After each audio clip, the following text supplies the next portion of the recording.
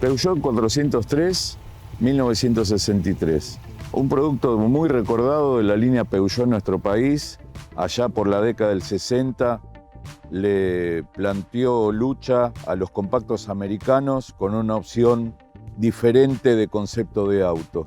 Un auto lanzado en Francia en el año 1955, un diseño de Pininfarina, el diseñador tan ligado a Peugeot durante décadas, y que en nuestro país habrían arribo allá por el año 1957 de mano de la firma Dapasa, que se dedicaba a la importación de vehículos desde Francia. Ante el éxito obtenido en Argentina, el auto al año siguiente, ya bajo la conducción de IAFA, se comienza lo que era el ensamblado de autos en nuestro país, lo que le hizo tener un tiempo de ventaja antes que arribara lo que era el Falcon, el Chevrolet 400, el Valiant.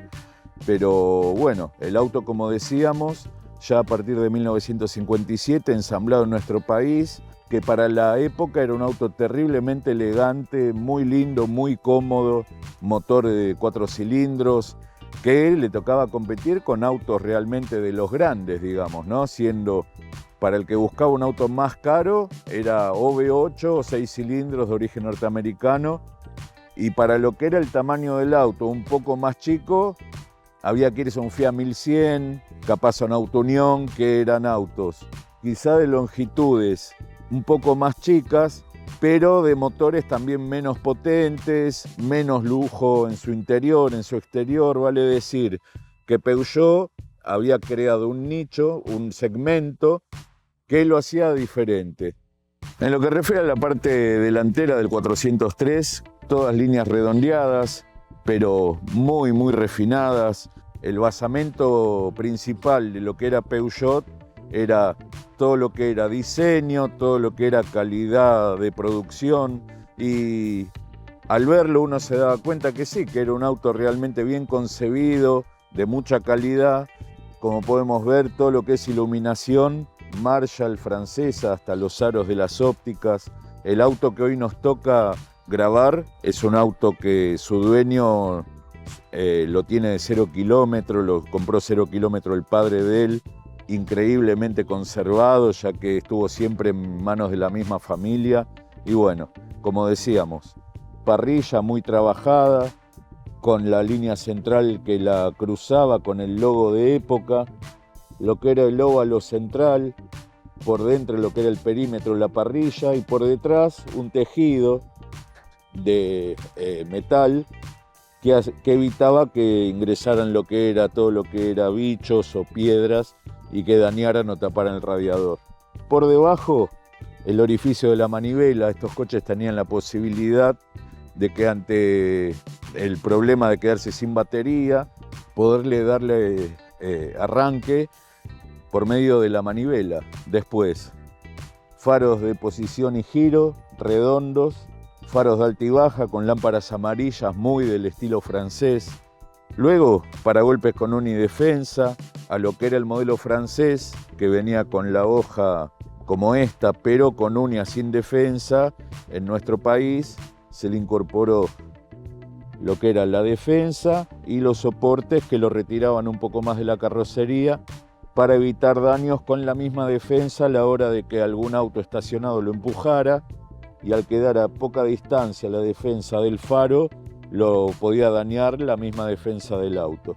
Después, un capó en B con matrizado central que realmente le quedaba muy bien, mucho acero inoxidable, mucho cromado, la insignia de 403 en el centro, como usaba Peugeot con todos sus modelos, identificar sus autos con el número en la parte central del capot.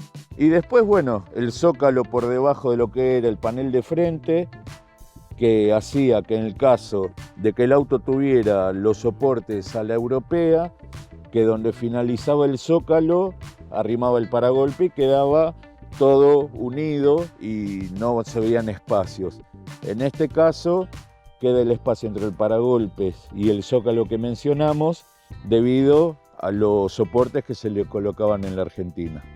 En lo que refiere al lateral del auto, líneas bien redondeadas, armónicas, realmente un auto agradable. Situémonos siempre en los fines de la década del 50, ¿no? Es decir, dentro de lo que había, el Peugeot realmente era un auto novedoso.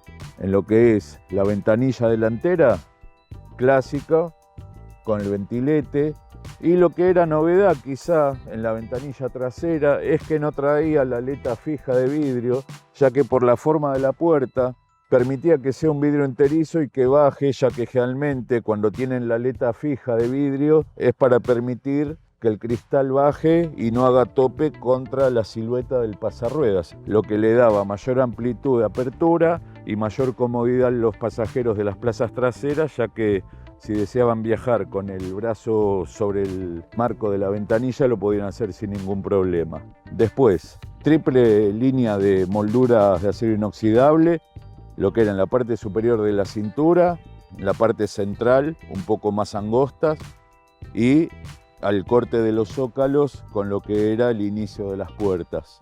Luego, esta particular lucecita ya prácticamente desaparecida, original del auto, que era la que también avisaba lo que era a los conductores de los otros autos si nosotros íbamos a doblar y demás, es decir, era un testigo externo de lo que era la luz de giro que estaba en la parte delantera y trasera.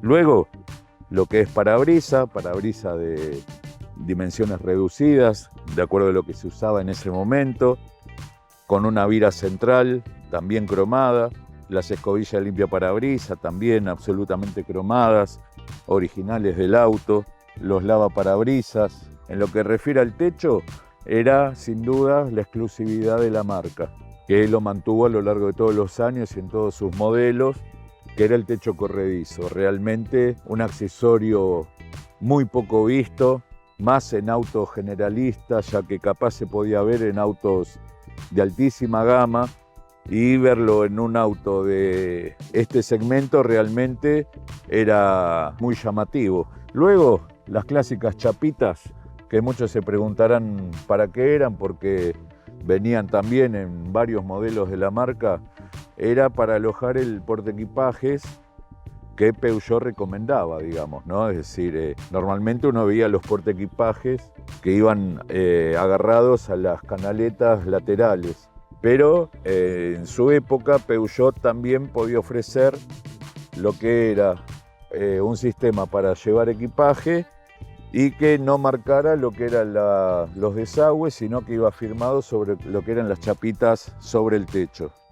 La parte trasera del 403, una tapa de baúl muy grande que llegaba hasta la parte baja, lo que la hacía más llamativa, ya que obviamente si lo hubieran cortado a la línea superior de los faros, quizá hubiera sido más complicado cargar el baúl, pero al llegar hasta abajo le daba gran comodidad para cargar el equipaje y a la tapa sí la hacía de un aspecto muy voluminoso. Después, todo lo que es ornamentación era la marca Peugeot, el plafón de luz de patente, de muy buena luz, de mucha calidad, también acero inoxidable. Lo que era la manija de apertura del baúl, color del auto con la llave, aún conserva esta unidad la plaquita del concesionario. Y después lo que es la iluminación trasera del auto, con la particularidad de lo que era la carga de combustible. En la parte superior, luz, posición y giro, baliza en ese momento no había. Y en la parte baja se llegaba a ver lo que eran unos reflectantes u ojos de gato. Y del lado izquierdo, del lado del conductor, al levantar el medio faro, quedaba al descubierto lo que era la boca de entrada de combustible.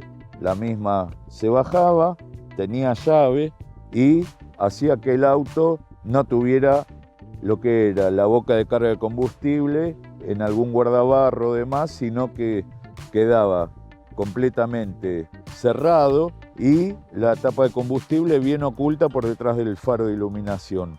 Un detalle realmente de calidad, de prestigio, ya que era el tema de resaltar entre la competencia y darle algo más al usuario de algún detalle de lo que era prestigio y excelencia.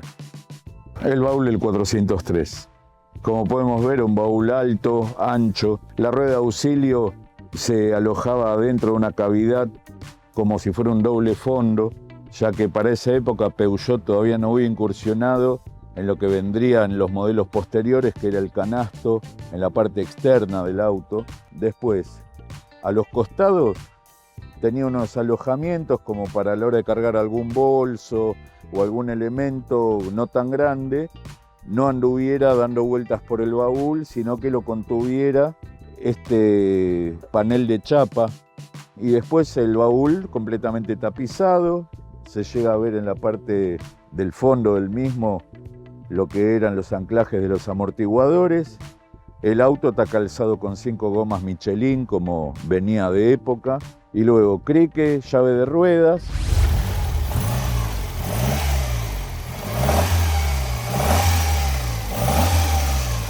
El motor del 403. Motor de 1500 centímetros cúbicos, 58 caballos a unas 4800 revoluciones. El auto tenía un desempeño de 137 kilómetros por hora según test de época, un 0 a 100 de 23 segundos. Y en lo que refiere a la accesibilidad a la hora de hacer alguna reparación, realmente cómodo. Autos que no venían con periféricos prácticamente, más lo que era el dínamo. Lo que era el ventilador se accionaba mediante el sistema de electroimán, filtro de aceite, la bomba de nafta, con la particularidad de los Peugeot que traía una leva en la parte baja que hacía que si uno tenía el problema de haberse quedado sin combustible, en lugar de darle arranque hasta que llegaba el combustible desde el tanque hasta el carburador, uno podía accionar manualmente la leva inferior de la bomba y así acercar el combustible y no esforzar lo que era la batería y el arranque. Después, filtro de aceite a cartucho, distribuidor bien al alcance de la mano, lo que era bujías, el sistema de Peugeot que iban embutidas, y en caso de tener que reemplazar alguna bujía, con medio giro de las pipetas y la llave de bujías adecuada, las largas, se podían retirar sin ningún inconveniente. Carburador de una boca, en este caso Solex.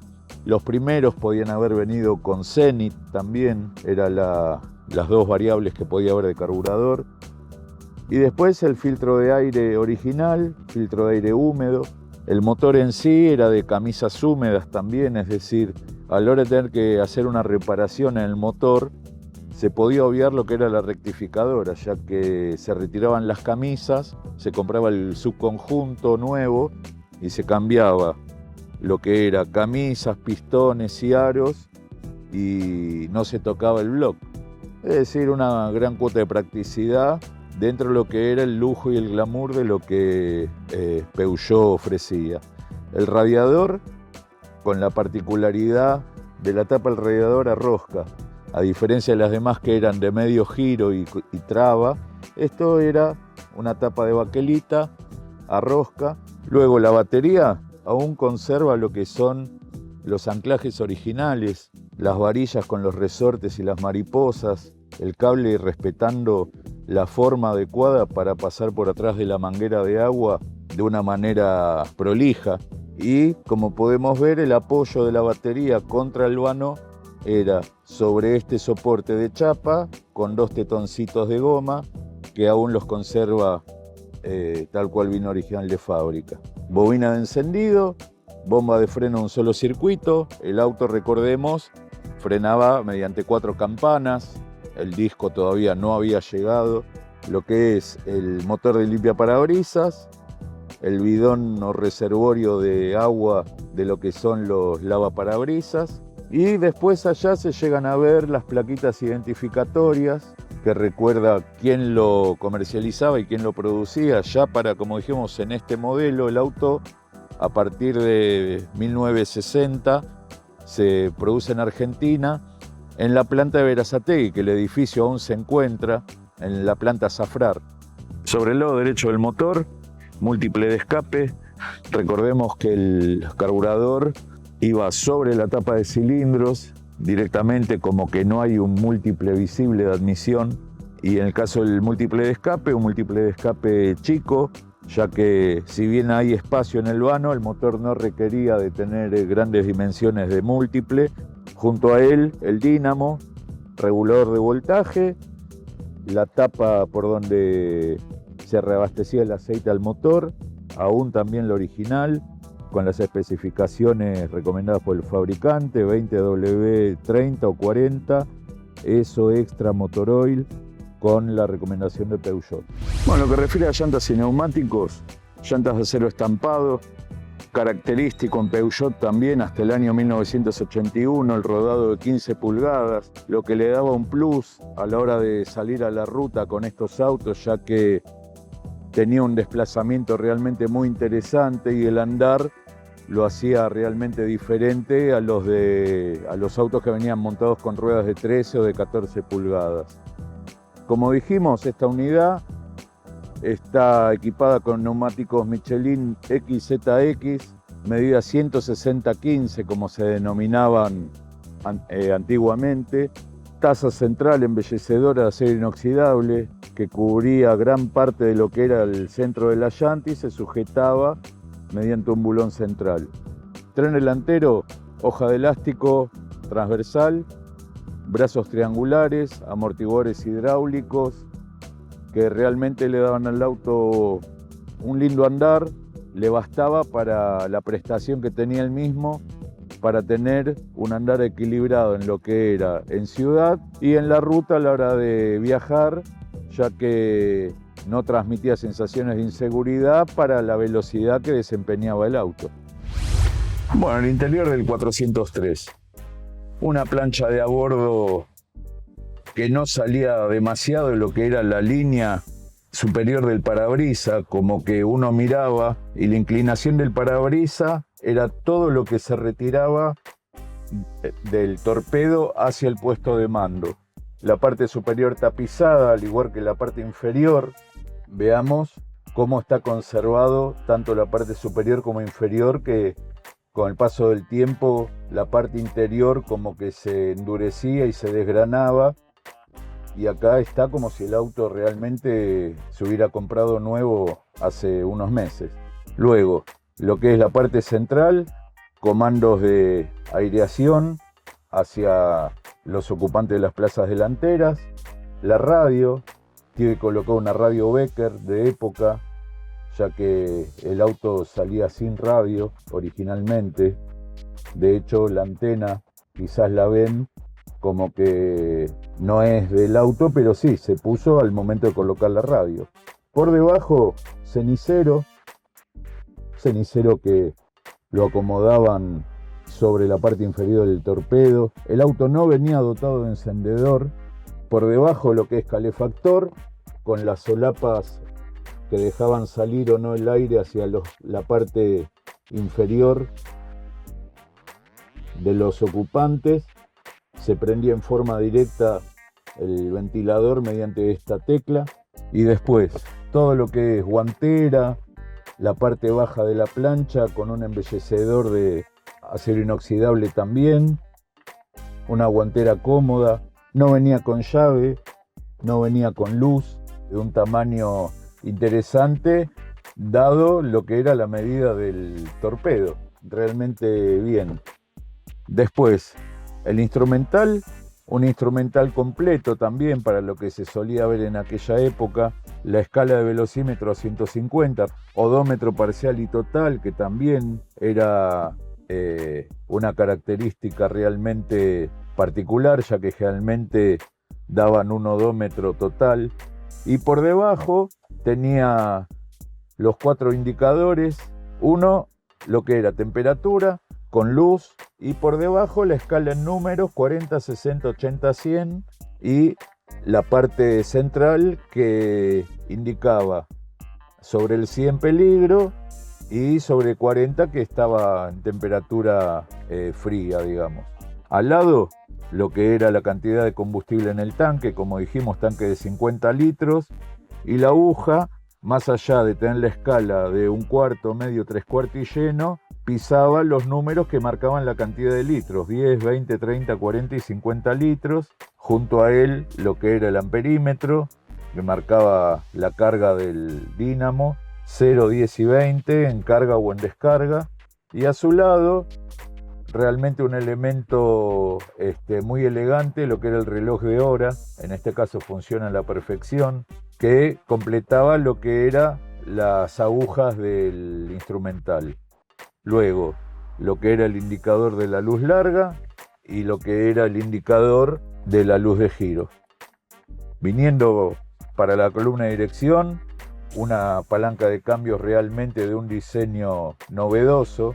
El diagrama de la caja C3B, que continúa en los 404 y en los primeros 504, es decir, con la primera abajo, la marcha atrás arriba, lo que era primera, segunda y tercera, de relaciones bien cortas, y la cuarta, que muchos le decían que era una sobremarcha, ya que era una cuarta de relación muy larga, que en ciudad prácticamente no daba para usarlo, ya que era tan larga que uno la ponía a baja velocidad y sentía que el auto tironeaba, y era un cambio realmente ideal para salir a la ruta y viajar a velocidades crucero.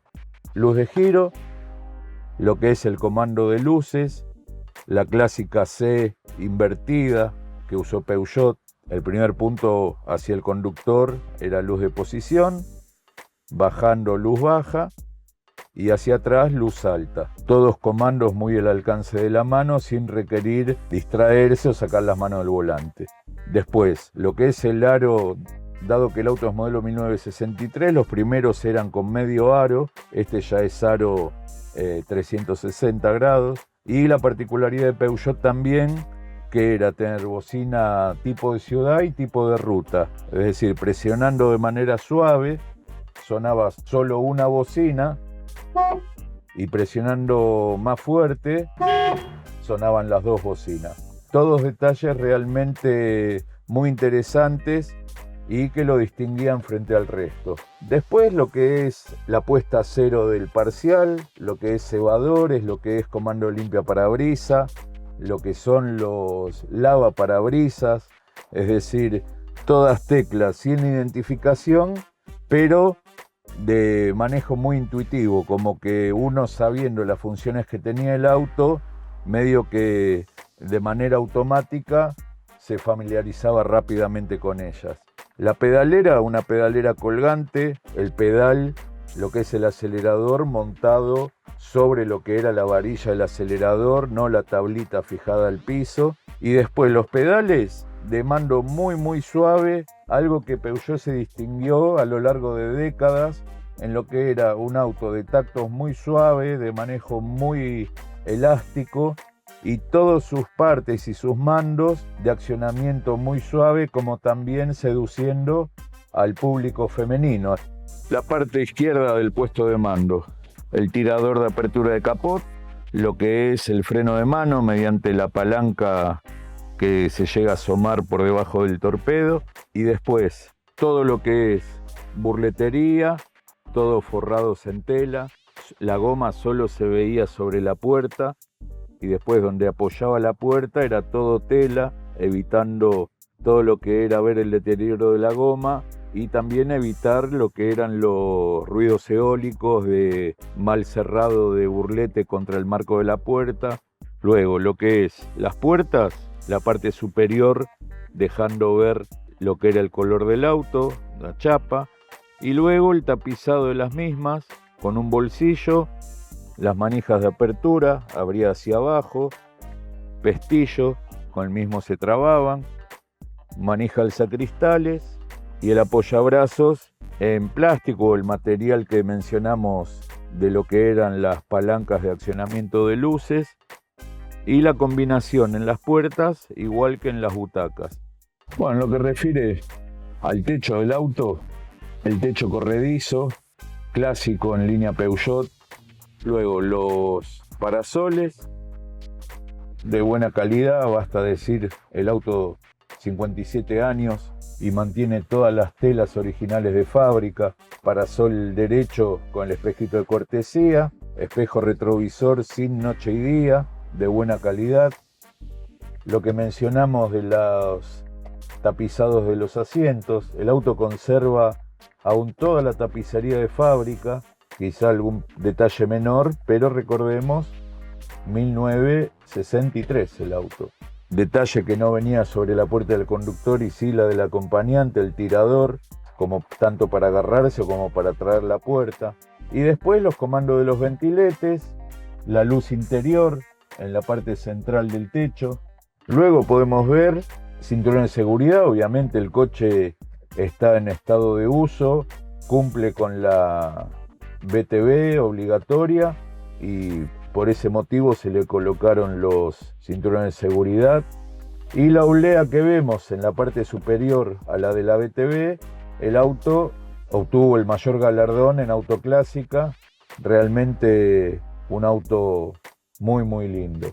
Bueno, las plazas traseras del 403. Muy amplio, muy cómodo, 5 personas pueden viajar perfectamente. El detalle, apoyabrazo central en el asiento trasero, con cenicero, realmente todos los detalles contemplados. Tapicería, como dijimos, combinada en bicolor, en el color manteca con azul. Y después los detalles del techo, con los retenes que venían sobre los marcos de las puertas que hacían de retén de lo que era la tapicería del techo. Pero un auto muy cómodo. Fijémonos que las butacas están al máximo para atrás y una persona adulta viaja perfectamente, sin inconvenientes. El techo, siendo aún que es redondeado y cae, no hay ningún problema de que roce la cabeza contra el techo. Realmente un auto comodísimo. Así finaliza una nueva edición de Oldtimer. Nos despedimos hasta dentro de 7 días. Hasta la próxima.